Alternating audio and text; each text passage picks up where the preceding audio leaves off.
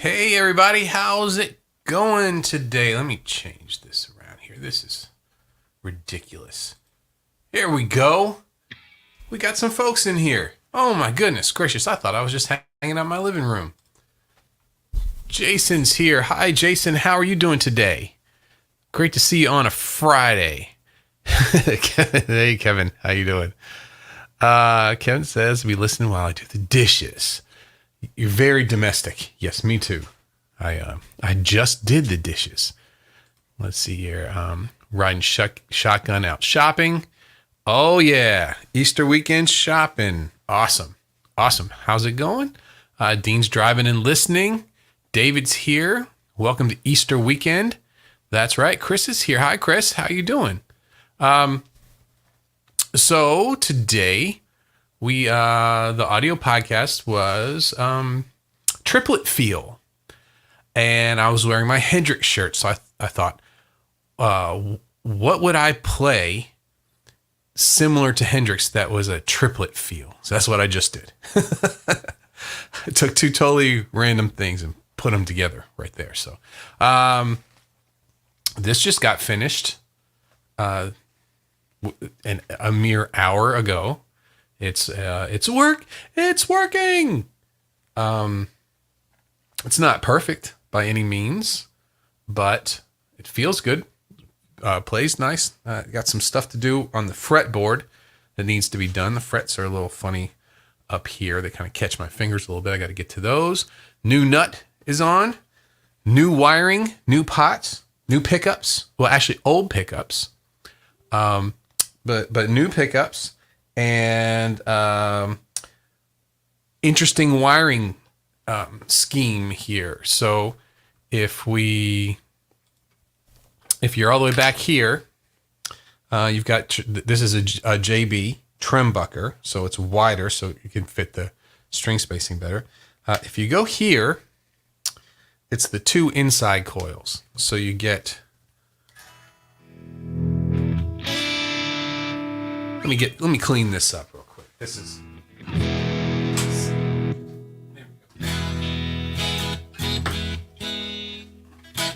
So we got.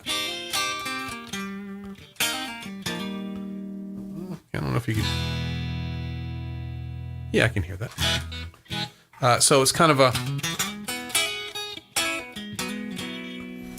In the middle, it's both humbuckers.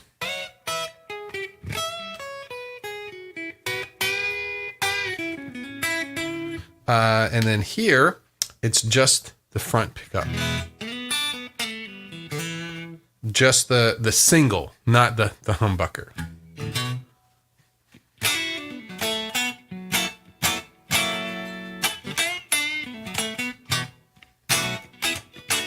So you get kind of a Strat type sound, and then here's the full neck humbucker.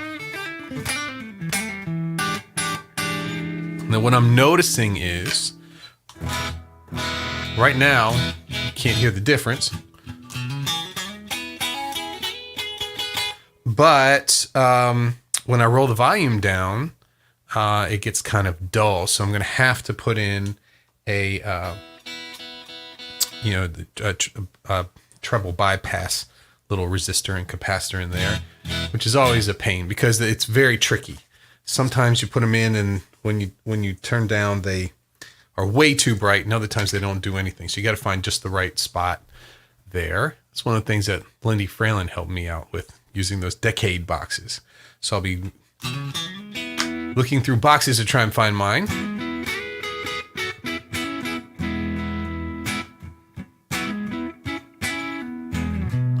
But the guitar's a guitar I had before. It feels okay. The neck, the nut height is pretty low. It needs to come down a little bit more. The action needs to come down a little bit more. I did intonate it.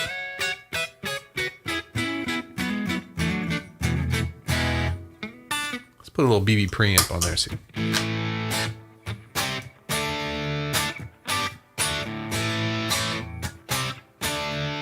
It's a JB. Oh, one more.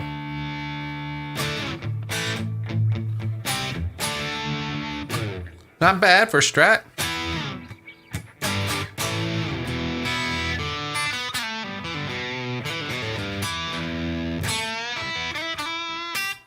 I think it'll work. It's still got some things that need to be done to it, but we're getting there. We're getting there. Let's see here. Jason says, "Did I detect some octave?" Well, no. I just plugged into. This is the vintage modern combo that I have. I had the BB preamp plugged in, but I wasn't using it. But sometimes with Marshalls, when you get up in the 12th fret area, they have some ghost notes type thing. So maybe that's what you heard. And Jason says, "I want to try one of those adjustable treble beats." Yeah, it's kind of the same deal with the decade boxes. You're kind of, but doing it ahead of time, not when it's all plugged in. You just try different things. But yeah, that's needs to be done. Anytime someone tells you, "Oh, definitely use this resistor and this capacitor, it's going to work for your treble bleed," for me, it's been different for every guitar. They're whatever the circumstances are for that guitar, they need something special. So it's a trial and error kind of thing. Okay. So we're going to talk a little bit about Triplet Feel. How many people are comfortable playing triplets? 1, 2, 3, 1, 2, 3, 1, 2, 3. So we start off with the time signature 3/4, right? So there's only 3 beats in the measure. That's the easy one. And then we go into a regular 4/4, but we're going to take certain beats and turn them into triplets. Split each beat evenly by 3. And that's the tough part. Evenly by 3.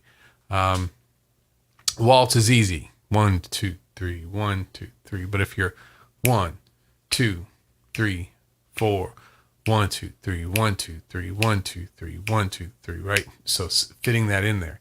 And then I talked about, what else did I talk about? Getting them to sit right. And there's a little trick that I'm going to be putting in the video there for figuring out triplets over anything. Chris says triplets. Yeah, I'm comfortable, I think. Have you ever played half note triplets, where it's a triplet over 2 beats? That's the first one. That's kind of the gateway to some craziness. And then a triplet over a whole measure. That's pretty crazy. We're getting into polyrhythms. Polyrhythms, playing two different rhythm, 2 different kind of feels at the same time. Sometimes I've seen it for 2 different time signatures at the same time. It starts to get complicated fast. Let's see here. Chris says, yeah, comfortable. Coke says, I'm pretty good at Hi Coke. Pretty good at it, and I feel like it's way more naturally comfortable to play. Yeah, and what was that Chris Stapleton song that was really popular a while ago? What was that song? Everybody played it for like 3 years. I used to play it. Tennessee Whiskey. Yeah. So that was, and that's the feel, that's that kind of, as far as kind of popular music gets, that 1, 2, 3, and like Aerosmith, when they did in the 90s, when they started having more pop stuff, they did a lot of 3 things. Yeah, Jason just said Tennessee Whiskey. Yep, that was the song. I played it a bunch too. Everybody played that song. But then mapping them out when you have different things. And let's move to the video is going to take care of all of that. I'm going to show you how to do those things. But basically, what the mapping it out is we start with 8th note triplets. 3, 1, 2, 3, 1, 2, 3, 1, 2, 3, 1, 2, 3, and you just find how. Say you needed to do a triplet over 2 measures, right? Something impossible like that. Well, each measure has 12 8th note triplets in it, so that'd be 24, right? Let's see here. 8 times 3 is 24, right? So if you divide by 3, 24 by 3, you get 8. So you'd have 8 beats before you'd play. If you're going to split those 2 measures into 3, you would go 8 of the 8th note triplets. 1, 2, 3, 4. 1, 2, 3, 4, 5, 6, 7, 8. Bam, and then you hit that 2, 3, 4, 5, 6, 7, 8. Bam, hit that one. Very difficult to do over long stretches. Very easy to do over short stretches. Where are these videos? These videos are in process right now. I'm coming out of a overwhelm from last week, so the videos are all being created, and next week they're all going to be up. They're going to be, I'll show you where they're going to be. I put the first one out, and after that, keeping this podcast going was interesting for the second week. So let's see. I'm going to go over to the Academy, load it up, and let's see here. Let's open it up, and then I'll share the screen.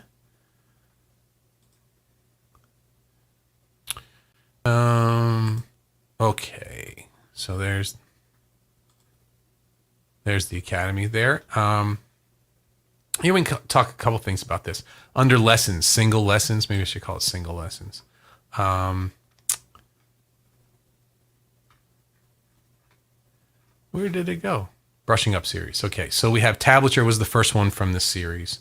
So there's going to be 30 or more in the brushing up series right here. So you just go to lessons, and then it'll be below the beginners one. It's a brushing up series. And for every topic that we had, we're going to be doing this. What I'm going to be doing is today I'll be recording the podcast for Saturday and Sunday. And then over Saturday, I'll be outlining all of the podcasts for next week. Sunday, I'll be recording all of those. So Monday, if I can get those all up and scheduled, then I will have all week to get these videos done and ready. And then for the new coaching stuff that's going to come out sometime next week. Coke says polyrhythms are what I end up making an accident regularly. Maybe not accident, but unintentionally end up making polyrhythms. Yeah. Intentionally doing them is the tough thing, and repeating them, being able to do it and repeat them is very difficult. We would do. I talk about this sometimes in at University Arts. We had a class called musicianship class, and that's where we would do. The teacher would play a note on the piano. We would have to sing that note. He'd say, "Sing a fifth above this note." He'd play the note. We'd have to figure out what that is, and then we'd have to sing that in a certain rhythm, and then we'd have to tap a different rhythm. So we would be doing ear training, getting pitches and working on polyrhythms at the same time. It hurt. It hurt the brain to do those things. But yeah. Dean said that is an area of the site I have not been. Okay. Yeah. What what I'm thinking about doing, I'm going to run this by everybody, see what they think. This is the categories page. What I can do is add a text section right here instead of the categories page, and just have everything as just a link. I don't know. This seems okay. The only thing is if you go past 204, you have to go to the next page to see everything else. And there's going to be a lot of new stuff coming out there. As soon as this Academy Days is through, I'm going to be working on 102 is going to be redone, and then we're going to be working on 208. I think it's 208, 209, 301, and maybe even 302 by that time. So all the new content other than the Brushing Up series is going to happen right after the Academy Days are here. Are you finding this new news thing easy to get to? I thought that would be cool just to have a link to it so you wouldn't have to go searching through the live stream pages. And let's see. Let's see. So let me go back to the first page here. Live stream page. This is where the Academy Q&A and master classes are, to make it so there isn't 10 million of these things. So we're going to be doing, here was this week's live video, and then I'll just push it down here to the archives, and we'll have everything below it. So everything's on one page, but the this week's live video is here. I'm close on the Academy. I like this main page. It looks, there's a lot going on, but it's neat. I like that. I like the sidebar. I'm not crazy that it only goes to 204. There's nothing I can do about that. But it's got progress built in for each of those two. So I'll probably leave that. What I may do is mess with the structure a little bit to make it a little bit easier. But I like that. I like that going in there. I like the links. I'm pretty happy with it, actually. There's some things. One thing that I am going to be changing is the on playguitaracademy.com and playguitarpodcast.com. I really I've seen several different of guitar instructional type places, and so instead of having the sign up here, it'll say let's get started, and it'll ask you whether you're beginner, intermediate, advanced, career beginner, all those kind of things, and then have a certain direction to take you for those, because I do have certain things for different people coming from different backgrounds that would help them the first. So that's another thing that's coming up pretty soon today. I mean, not today, this week. Coke says, brain hurting is one of the measures of unit I use for am I learning? Yeah, if the brain's hurting, right? Yeah, those confusing brain tasks. It was challenging. Man. It was a weird class too. I was living in Philadelphia during all of it was during all of the AIDS stuff going on, and my teacher in that class passed away in the middle of the class, and I had never, I moved into Philadelphia. I wasn't a city kid, I wasn't knowing about all that stuff. It hit me pretty hard. But he was a great teacher. It was a shame that happened.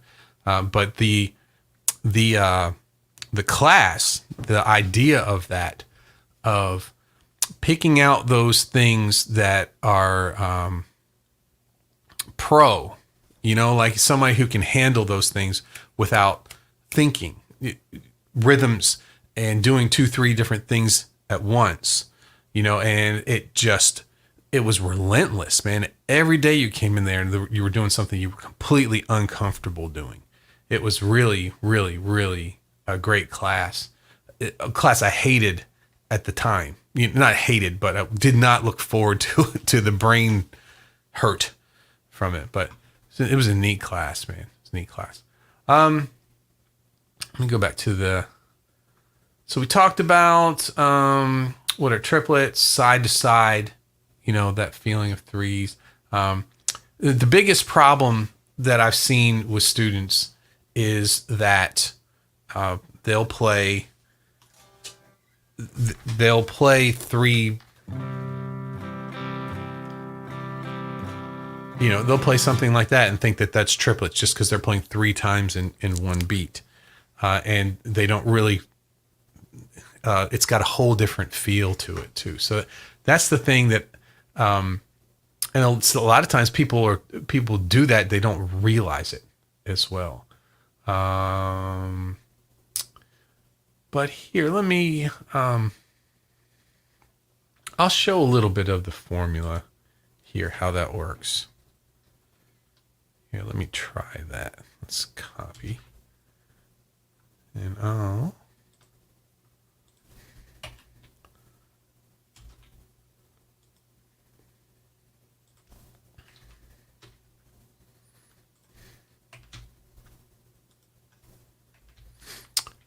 okay, so I'm going to share. Here, we'll share there. And so we got a bunch of X's. These are the beats, right? So 1, 2, 3, 4, 5, 6, 7, 8, 9, 10, 11, 12. So if we were going to split up 1, 2, 3, 4, 1, 2, 3, 2, 2, 3, 3, 2, 3, 4, 2, 3. So if you were going to play triplets over each quarter note, that means eighth note triplets. You play it just like this: 1, 2, 3, 2, 2, 3, 3, 2, 3, 4, 2, 3, bop, bop, bop, bop, bop, bop, bop. But say, in this first 2 beats, you wanted to do a triplet across 2 beats. Well, how many? We've got 6. 6 divided by 3 is 2. So this would be a strum. So let's see here. That would be a strum. And that would be a strum. So you have strum. We'll call the strums 1. 1, 2, 1, 2, 1, 2. So it would be 1, 1, 1, 2, 3. 1, 2, 3, 1, 2, 3, 1, 2, 3, 1, 2, 3, 1, 2, 3, 1, 2, 3, 1, 2, 1, 2, 3, 1, 2, 3, 1, 2, 3, 1, 2, 3, 1, 2, 3, 1, 2, 3. Bop, bop, bop, bop, bop, bop. So your downstrum, let's call this downstrum where S is. And this splits the 2 beats completely into thirds, which really sounds strange, but it happens. You deal with this more than you think. And then say we want to do this over the whole measure. So we want to do a triplet over the whole measure, right? So we've got 12 here, and we've got 12. 1, 2, 3, 2, 2, 3, 3, 2, 3, 4, 2, 3. So 12 divided by 3 is 4. So each grouping would have 4. Here's your 1, S, X, X, X. And so then this would be the S. 3, 4, and this would be the 1, 2, 3, 4. So if this is Beat 1, you'd hit it on 1, right? On beat 2, you hit it on in the middle one. On beat 3, you hit it on the end. So 1, 2, 3. 1, 2, 3, 1, 2, 3, 1, 2, 3, 1, 2, 3, 1, 2, 3, 1, 2, 3, 1, 2, 3, 1, 2, 3, 1, 2, 3, 1, 2, 3, 1, 2, 3, 1, 2, 3, 1, 2, 3, 1. That splits the whole measure evenly. You find these more than you would think. It's a neat thing. It's a neat way to figure it out. It's just a little bit of math. Coke says something fun or funny I try every so often when I'm playing around with this stuff is take a lick or riff I already know and play it with a swing feel. Yeah, that's always a good exercise too. And I remember I used to use Fruity Loops for a bunch of stuff a while ago, and it had had a swing knob right there. So anything that you would put in there, you could hear what it would sound like if it was a little laid back,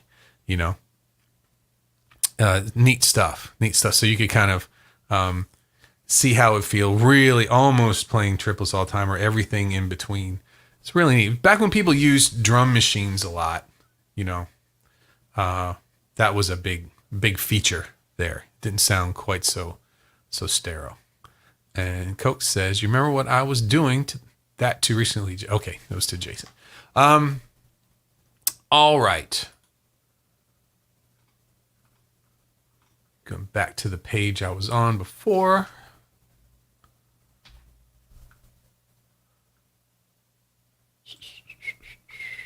Wow, we have done a lot of content. I'm looking at everything we've done so far in the past 2.5, a little bit more. So we've done tips for using tab, making theory a priority, open position chords in the bigger picture, strumming issues, getting ideas for strum patterns when strumming chord progression seems complicated, playing bar chords correctly, why learn the 12-bar blues, improv skills, scale theory, and then open position scales, and then today Triplet Feel. That's like in 2 weeks. That's like 2.5, 3 months of my content before. Although the episodes are a little bit shorter, but still, man, that's impressive. I'm gonna try and keep this up. Chris says, digging that Strat Lee. I like it, man. I think it's pretty cool. It looks good. This is one of the, what was that? Music Lily, I think it was one of those pick guards that I use. And it's not green, but it's almost like a light tan. But it went real nicely. When I put the white pickups in there, it went real nice. So, yeah, it needs a little bit of work. Eventually, this is going to go, and I'm going to put one of the Vega trims in there too, so I can actually use the trim. I was hoping I put a tusk nut in there. I was hoping that would solve the tuning issues, but it's not. It's in the bridge itself. Because this nut is really slippery. Because I was having to sand it down and to get it to fit just right, and it's definitely slippery. So, yeah, it's the bridge. Fender bridges. It's a good thing they sound so good. Anyway, without using them. Although I'm totally interested in those Wilkinson trims too, because Chris's stays in tune pretty good. And that was on the vintage, right? The vintage there. And Chris says, I was thinking the other day, what is the difference between those humbuckers and the silver covered ones? It's a nickel. They're nickel covers, or sometimes they plate them. So it could be like gold plated. I've seen black ones, and the covers are just the pickups are dipped in wax, and then they put those covers on there, and then they solder the back on there so that they're part of the ground, right? I don't know whether it doesn't seem to change the tone to me at all, but what it does do. What it does do, let me get this close up here, is when you have open coils like this, a lot of times you'll get that happen a lot.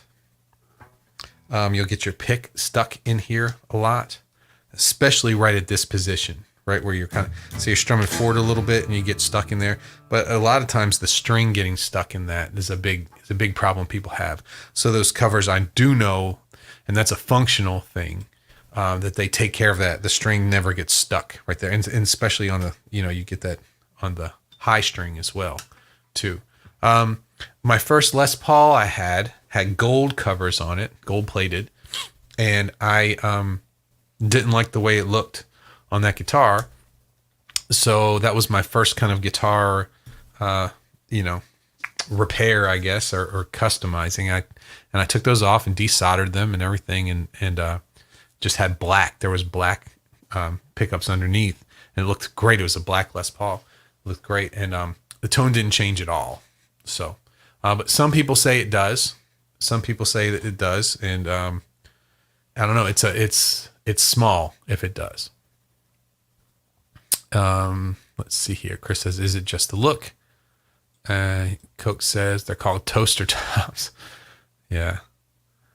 The Gretsch style. I have a fret that my high E can go behind it. Yeah. Those are two. Sometimes, this guitar was one of my first I fretted this. This is one of my first ones. It really needs to be refretted again because I was learning at the time. And if you don't get the slot for the fret deep enough or wide enough, sometimes they can stick up a little bit. I've got a couple here that your fingernail can get under and the string can get caught in two, where I didn't get the slot deep enough just on that side. And yeah, that happens a good bit. You're especially or sometimes in the winter where the wood shrinks and then the fret ends stick out. We all know that. Ever played any cheap PV guitars off the wall from the music store? You kind of cut your finger on the edges of the frets. They can get stuck on that as well too. But this one,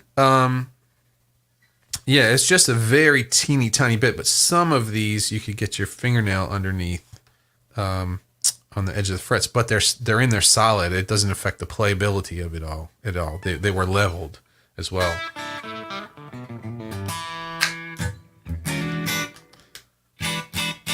Not bad for a humbucker.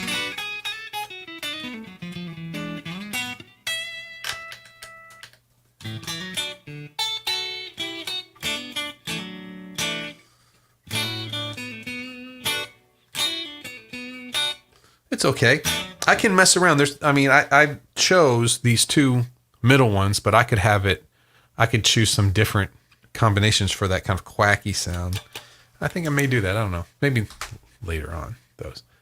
And Coke says, is that what Chris is referencing or just straight flat colors? Yeah, those. See which one it is. Mad playing a string that isn't truly, yeah, it's it gets to you. It sure does. Okay, well, this is Friday. I'm going to, this weekend, I am going to do a little live streaming this weekend. And I'm going to buy some York audio. I'll show you here the IRs. Let's see here.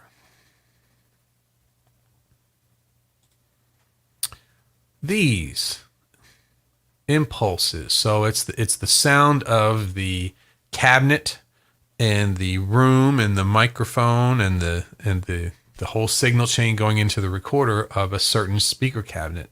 And there's a Fender Twin that sounds great. Let's see. I'm looking at, here's a Vibrolux that sounds great. Here's some 65 watt Creambacks that sounds great. A Matchless that sounds really good. And let's see here. This is some regular greenbacks. This is more like a old Van Halen style with a mix, but it's a mix of V30s and greenbacks. Here's a Mesa 212. This is a really nice one too. I've listened to that's got V30s in it. So there's got a lot of cool ones. I'm going to pick maybe two of these packs probably a Fender and a Marshall type pack. And we're going to do some tone shaping this weekend. Here's a Bassman. It's cool too. A Princeton. Most of these, most of these IRs, the heavier ones sound great, and then the Fender type ones don't sound good. But this York Audio has some really great IRs for those. So I'm going to start taking a look at them this weekend. Buy 2 of them. We're going to audition them and see what we got. I'm going to use my other Marshall exclusively for this. I'm thinking about putting my Line 6 M9 in the effects loop, so I can have all sorts of delays and reverbs and everything just ready to go right there. And let's see here. Coke says, I'll get my strings stuck on my banjo and just crank away on it, not realizing the note's never changing because there's always a droning note as part of the pattern. Yep. Dean says, what's the difference in those pickups and my humbuckers and my American Pro Strat? These are Seymour Duncan, and they have all sorts of different kinds, and they do different things. Some have like a more pronounced mid-range. Some sound good with like high gain stuff. Some are low output. Some are high. There's a million different ways that they can make them. And if you get the first ones you get and you like the way they sound, you've won. For me, every time I get a humbucker, it's not quite what I need. So I end up trying different ones. This is a Seymour Duncan JB. And there's a debate, which, both sides are actually right, that this is called, it's not a Jeff Beck pickup, it's a jazz blues pickup.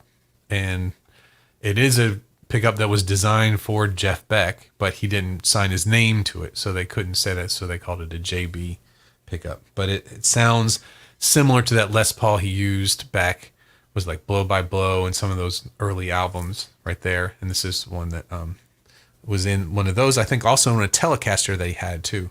A Tele-Gib, I think was what they called it. But it has a good hard rock sound when you want it, but it's not like an active pickup, which is really, really, really in your face, So it's a lot of people use these. This is a jazz pickup. Seymour Duncan jazz pickup, and this is usually the problem people have with the neck pickup, if it's a humbucker, is that it's kind of dull sounding. It's not really bright and sharp. This pickup is made to be a brighter, sharper neck pickup. So it's still a humbucker. It's got some highs. Here's just a single coil. Here it's brighter, but it's not.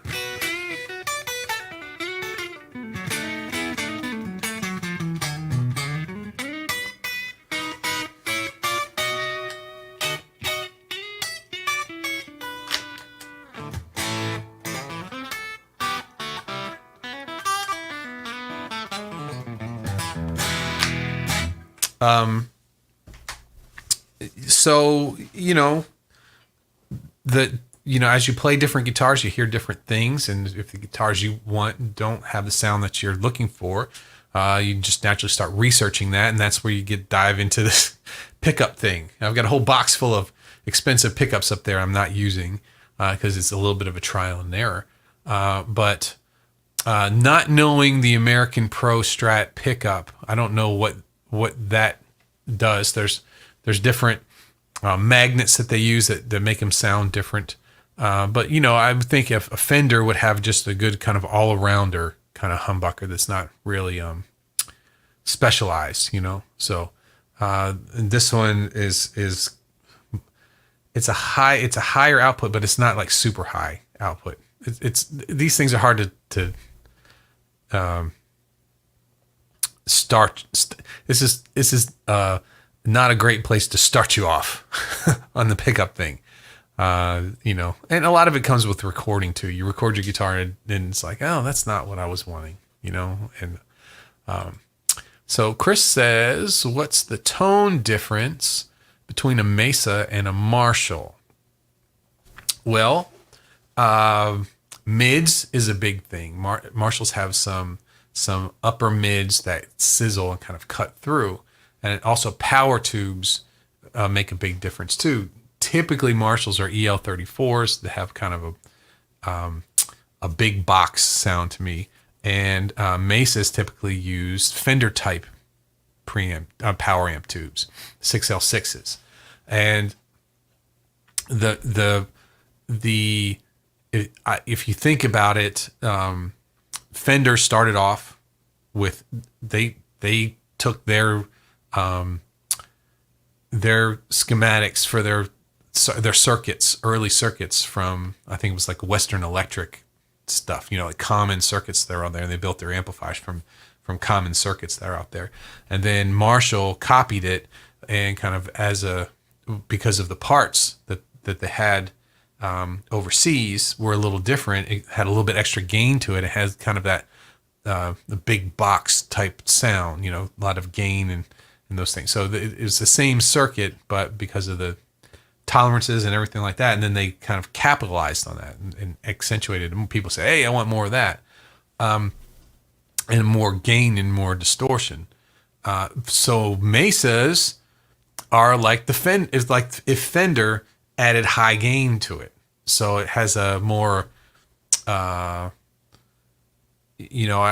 would say a 6L6 type sound. But how do you relate that? It's a more high fidelity type sound, more a little scooped, a little bright, and nice big lows and highs and a little scoop. It's a smoother distortion. Marshalls can be harsh depending on how you set them. But you just think of all the people who use Marshall sounds, and then you think of the Mesa sounds. In the early Mesas, like Santana used early Mesas, and Neil Sean used early Mesas. All those guys did. But then the Mesas started getting into, like, Andy Timmons uses Mesas, and you get that kind. It's just a different type of drive sound, Let's see here. Coke says the pickup discussion is so fascinating. I'm surprised they're such distinct camps. Yeah, I just see them as tools, and if I can't get the sound that I'm looking for with a certain pickup, I start to learn about it, and like with Strats, some people love a sharp, bright Strat bridge pickup. I don't. I want that sound like it's a humbucker, So then I first started off buying those little, the little rails, and then the Jeff Beck, the JB Junior, and little ones that you can fit in a single coil. It's like a stacked humbucker or a mini humbucker, and they were getting kind of there, but not really. And then I would get a full size humbucker, and that had problems too. That has, there's nothing quite right. And I kind of stumbled on that P90 type sound, which is kind of in between single coil and humbucker. If you listen to Paul Gilbert, with the last album, he used that, what does he call his guitar? The Fireman, right? It was 3 single coils. Now they were they're the DiMarzio noiseless type things, but they were a single coil sound with distortion and everything, So it's all about the sound that you're trying to make, and then you start learning what other people have done who've gotten close to that sound that you want. You just research the gear, that gets you there a little bit there. Coke says every tone I end up liking is a humbucker. Yeah, that I go through phases. You just talk about blues guys, right? Gary Moore, it's fantastic sound, humbucker. But then you listen to Stevie Ray Vaughan, it's fantastic, and it's not. And Jimi Hendrix used both. His he had Flying V's for a while that he was using, and it's fun. I like this stuff. I like getting into it. I've got some pickups that I got pickups that I want to use that I don't have guitars for. I want to buy some guitars just to put those pickups in. Michael says, I like electronic soldering, and I do some antique radio repairs, but I would be nervous making changes to a guitar.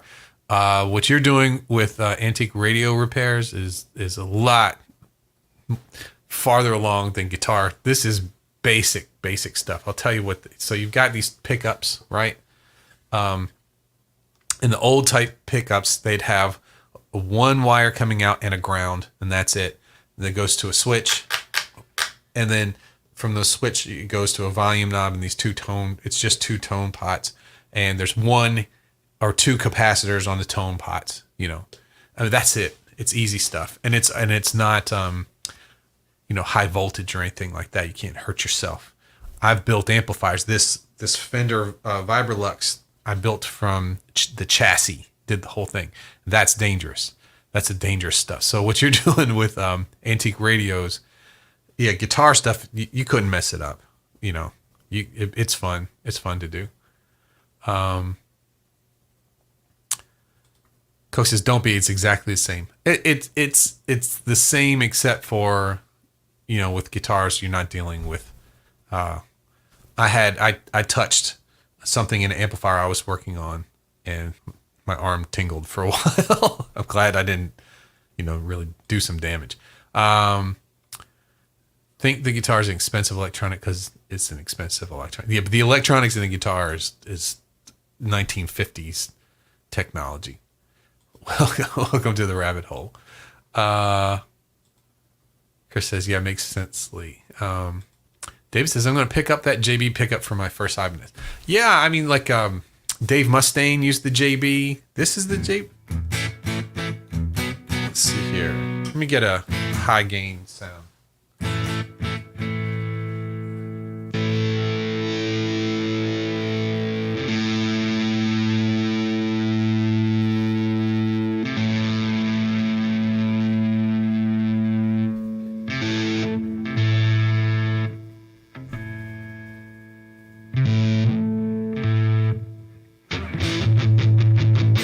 It's too floaty.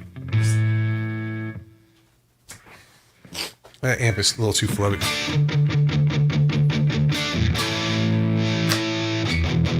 There we go.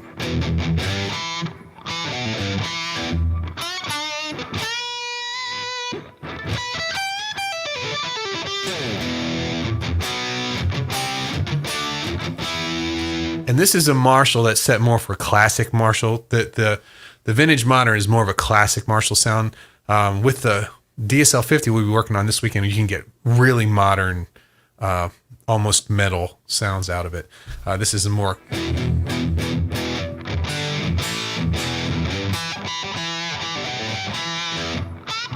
A lot of pick harmonics, easy to get there.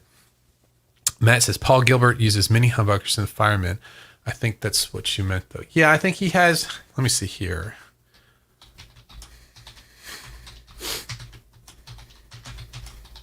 It's the purple one. Okay, let's see here. With single coils.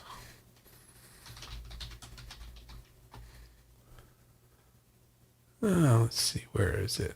Okay, here's one.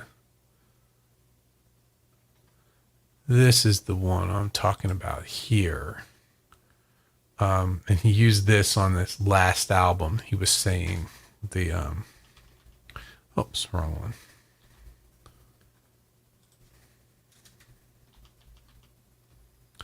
This one here. Let's see if it tells what the pickups are. Here, let's go this one, see if they got some.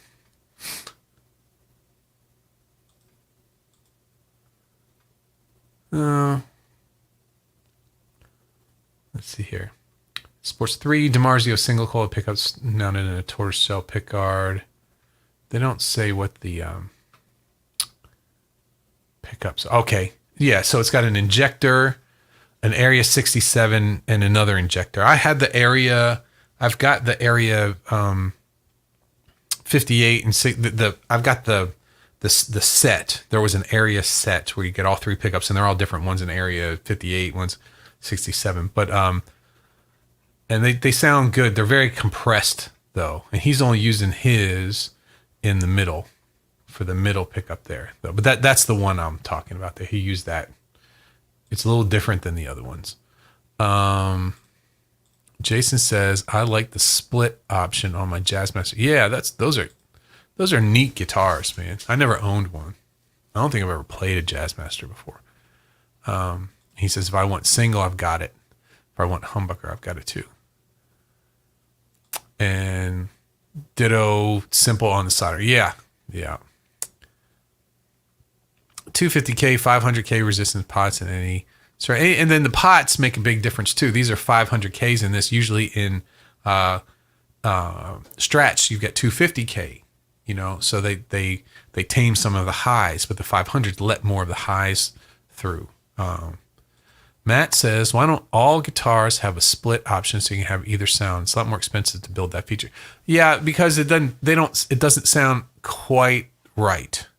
That would be, why don't all guitars have humbuckers, and then you can split them and get the single sound. Yeah, it doesn't sound, there's a certain sound using those, and the spacing too between the pickups. If you've ever listened to if you pick close to the bridge or close to the neck, and even slight moves change the tone. You get a sharper sound or a looser sound, and where those pickups sit is really important too. Even if you move it, I don't know, just a tiny bit one way, it's not exactly the same. So, yeah, I think that's why they stick around a little bit. David says my Ibanez Premium has a coil splitter built in. Yeah, and they're functional. They get you in the ballpark, but it's not exactly the same there. I would love one of those Sustainiac. Me too. I would love them. Matt says, is there some trade-off if you have a coil splitter? Yeah, it just doesn't. To get a humbucker to sound just the way you want it, may not, the way it's wound and the magnets you use may not be what you want in a regular single coil. These are ceramic magnets, and a lot of the single coil pickups for Strats are Alnico, so it's a whole different magnet, has a whole different sound to it though. But they come close. You can come close. Chris says, I had an Ebo once, but sold it. I think Behringer just ripped off Ebo. They've got one now for like $30. I was thinking about getting one. He says, I want one. So yeah, let's look at that.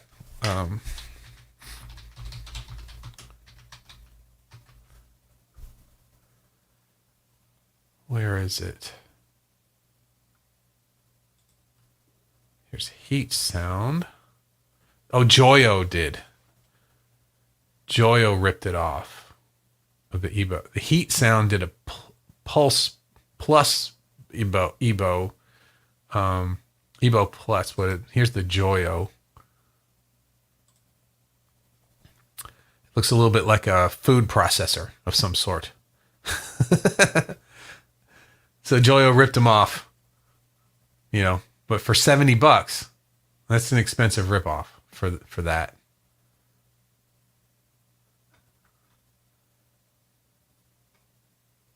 But so $99 for the Heat Sound one. Yeah. I don't know. For the difference, $69 to $99, $30 difference. Will you get $30 better Ebo-ness? I don't know. Chris says, I'm going to do some slide after this. Enjoyed you playing last night. Thank you. Oh, you're probably talking to. Oh, no, you're talking to me. Hey, thanks, man. I appreciate it.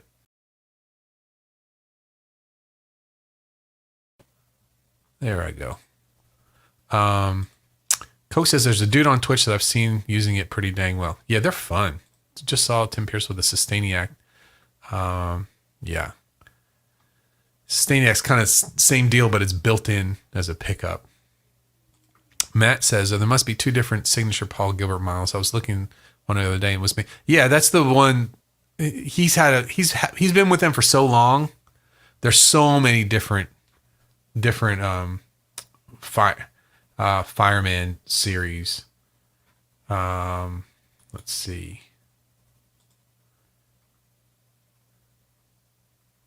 Yeah, there's the one with the 3 mini humbuckers in a row.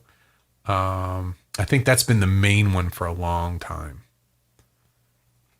But he's been starting to use these single coil ones lately. I'm a big fan of Paul Gilbert. I was a big fan of his playing before, but I think he's hysterical. We have a lot of fun. Anybody who enjoys music that much, we at home will put a Paul Gilbert thing on, not to learn anything from him, just to watch him go, ooh, oh, I think he's hysterical. And Jason says, I like my Iceman well enough. Yeah, you don't have to flip it around for that kind of stuff. Okay, everybody, I'm going to take off, and I got some podcasting to do. I'm going to get a little podcasting going on before we break for dinner. And then I'll get some coaching to do later on tonight for those of you who put your coaching in. And then I'm going to try to get ahead of the game tomorrow.